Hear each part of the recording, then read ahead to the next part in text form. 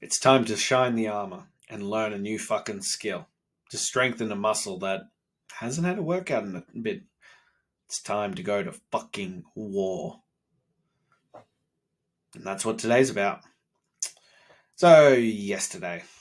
Oh, yesterday. Oh, the childish things and the things that we let get to us. And it is a constant journey. This process, this is learning. As I said at the very beginning, I am going to share and try and document this journey as I go. And part of this is learning to share and document the journey of this, being here, talking to you, these podcasts, these YouTube videos, these whole things, the posting and sharing. The honest answer on this is I am, what I recently discovered is what they call a mid introvert extrovert. Bet you didn't know that was a thing. Apparently, introvert and extrovert is actually on a scale of things. And I fall under the both category. I can be extroverted as fuck, especially when I'm in a situation I can control with people that I know, things like that. Case in point, you've seen me here. I can waffle on for 20, 25 minutes just talking about shit and the things that come to mind that I want to sprout to you and help you with and help educate you on. That shit just comes out. Like, I can just talk on that. But meeting new people, not really my cup of tea. Spending too much time with large groups of people, not really my thing. I prefer to be by myself. Like we were talking about, I recently discovered, one of my key tenets of 126, coincidentally, already has a name. I had no idea. I just called it a weighted walk. And I put this together because part of it was that it was fucking hard. Part of it was that I hate running and did not like how many people's knees I've seen fucked up by it and how fucked up my knees were from years of basketball, all that kind of stuff. So I wanted a way to push my aerobic capacity and push myself physically without having to do that. And the other side of it was that I knew for a fact that many bodybuilders, when preparing for a show, would wear weight vests around the house to help keep their metabolism high so they keep burning fat. Because what most people don't know is actually the more fat you lose and the leaner you get, overall the lower your metabolism is because it tries to slow down the burning of fat. So it's this weird concept. So if you wear a weight vest and you tell yourself that you're heavier, you'll burn more calories overall and raise your metabolism again. That's a side fucking note. Anyway, apparently it's called rucking kind of thing. And yeah, that's not something that I knew up until this point. But anyway, when I was reading about it and fucking solidified my thought process on this and all the evidence on how amazing it is for your cardiovascular, how amazing it is for your strength gaining, your posture, your mental fortitude, all this kind of stuff. It is actually one of the best forms of exercise that you can do and can just be scaled to anyone at any point. And I was like, this is fucking amazing. I absolutely nailed this without realizing it. So that was awesome. But anyway, they talk about on this with rucking and stuff that there's rucking groups and you can join other people and go for walks. And I was like, why the fuck would I want to do that? Apart from like if I'm, really close people or people I'm doing 126 with who are on the same course as me, I don't want to go out with people. I am generally an introvert. I am very content if the majority of people that I hang out with is my wife and my kids. I have like three other mates that I would happily hang out with. It doesn't mean I won't turn it on and hang out and enjoy interacting with people, but I also don't need people.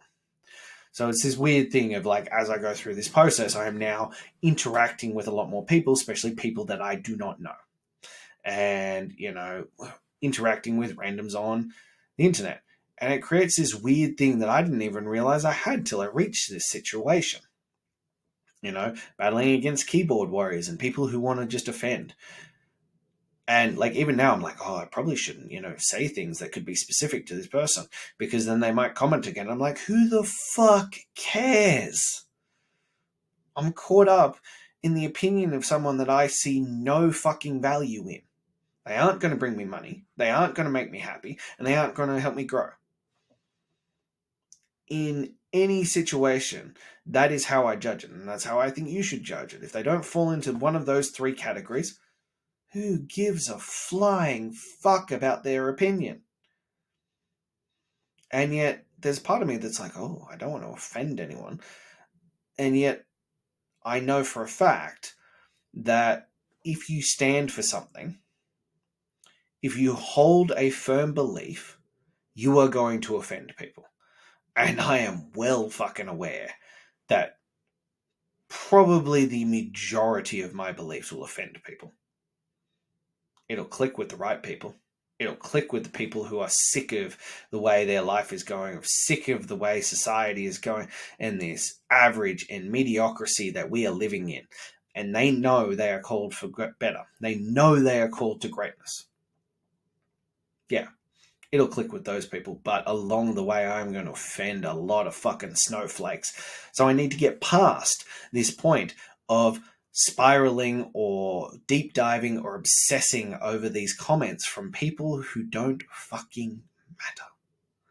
Because if you step into my inner circle and you work with me, oh, I will care like you have no fucking idea.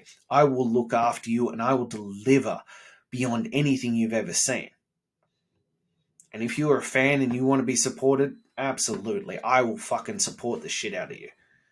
But if you're just going to be on the outside throwing stones, fuck off. There is zero chance that I need your opinion in my life. And I initially thought the answer was, well, I'll just give polite options. I'll just be like, thank you for, watching and spending the time. I appreciate you. Hope you have an awesome day. Like, it's this great kind of one of, I have no hate overall towards people. I just don't need you. I don't see the value of your opinion, but I don't dislike you or hate you for that. And I thought this would be a great answer. It apparently is not. It is not the answer. Because people just want to continue pushing forward and they want their opinion to be heard because they are fucking right and they have a YouTube account or a Twitter account or Instagram or whatever the fuck it is. No. I don't need to hear your opinion. I actually don't care. Unless you're going to contribute and we are going to contribute back and forth and we're going to help each other grow, fantastic. Great. If not, no, I don't care. Anyway, the majority of this video that I am now, as I said, extroverted once I get onto a topic, wasn't about that.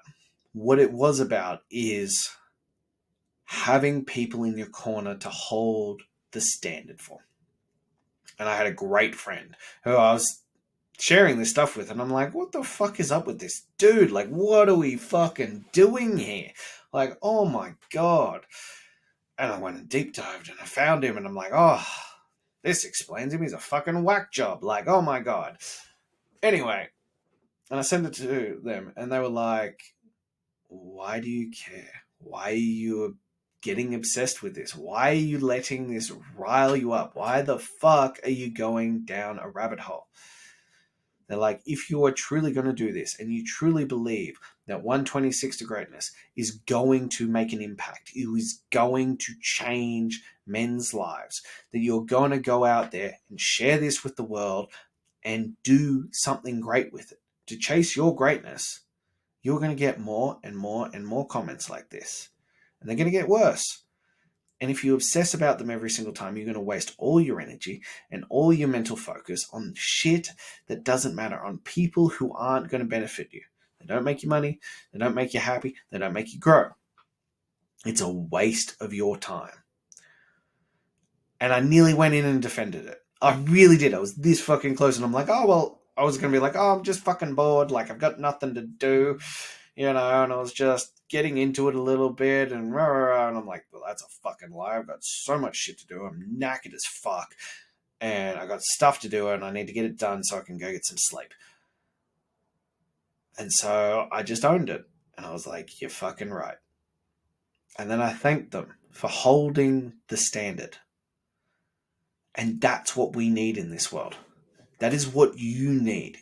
If you are going to chase your greatness, if you're going to become the best father, husband, and man that you can physically, mentally, emotionally, and spiritually be, you are going to need people to hold you to the standard, because it will slip.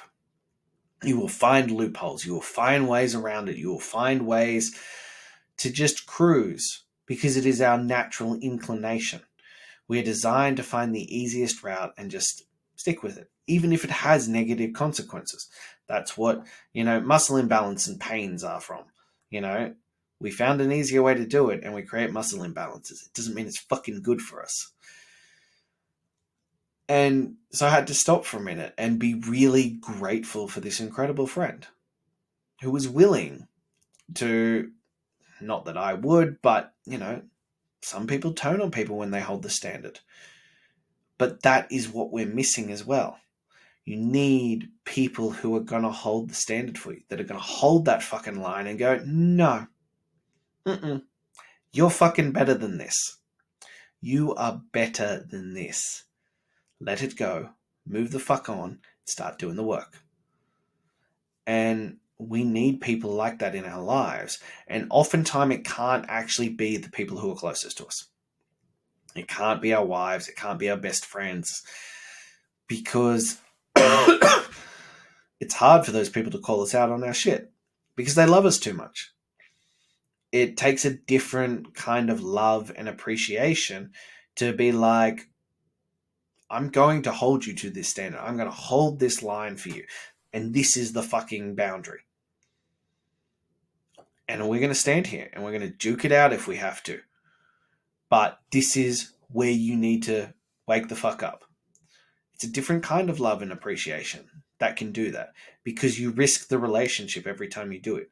You risk backlash and, anger if the person who you're holding that boundary for doesn't recognize that you're doing it out of love for them. But it's an important step. It's an important relationship. It is something that must be done. It is something that we must have. We need to have those relationships in our lives of those incredible people who can hold the standard, who will stand up to us and face down our wrath no matter what, because it comes from a place of love and they know that that is the best thing for us.